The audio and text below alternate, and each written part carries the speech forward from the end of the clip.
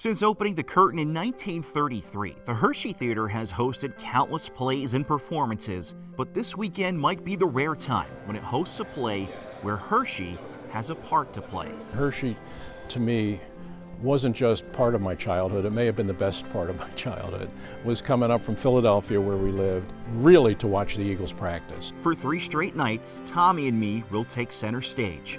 Hall of Fame sportswriter Ray Didinger penned the play on his evolving friendship with Hall of Fame player Tommy McDonald, and it all started in Chocolatetown. This is where the game became real to me. Look, I was a kid that I sat in the stands, I sat at Franklin Field and watched Tommy play and I watched the team play. But you know, I'm up in the 24th row, they're down on the field. Well, here, there was no distance.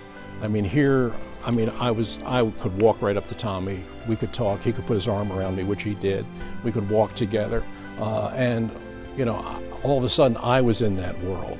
And that was really when I just fell in love. I fell in love with him, I fell in love with the game, I fell in love with the life, and I just decided, you know, this is what I want to do. For me, I've been hearing about it for 6 years from Ray. He talks about it all the time, about how much it meant to him as a kid growing up, coming up here. I think it was a very formative time for him. What started as an idea for a magazine article, then maybe a book, ultimately became a play after a 1.5 years of work. What I did not want to do is I did not want to make a documentary or a lecture with film clips and talking about things. I wanted a real story that had an arc to it and had real characters and real emotions and passion. That's really kind of the heart of the play, is how it all started with the little 10-year-old kid carrying his hero's helmet, to then later on I become a sports writer. I begin to lead the campaign to try and get him into the Pro Football Hall of Fame. He finally gets in after a 30-year wait. He asks me to be his presenter at Canton. I just said, you know, I have to tell this.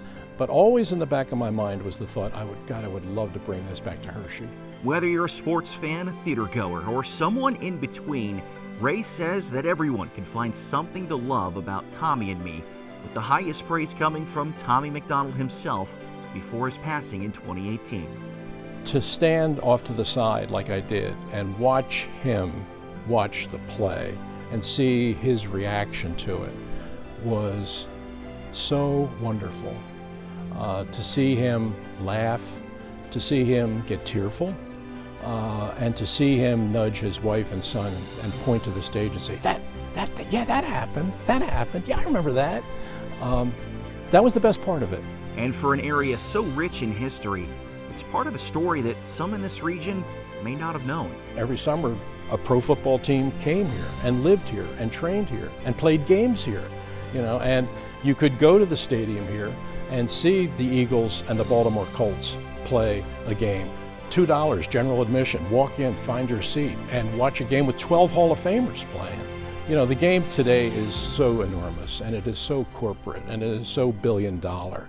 But in 1950s, it was really the game in your backyard almost. And the fact that you can kind of tell that story through the play, and we do, is something that I think the people up here would really find interesting and enlightening and probably pretty entertaining. Alex Cawley, Fox 43.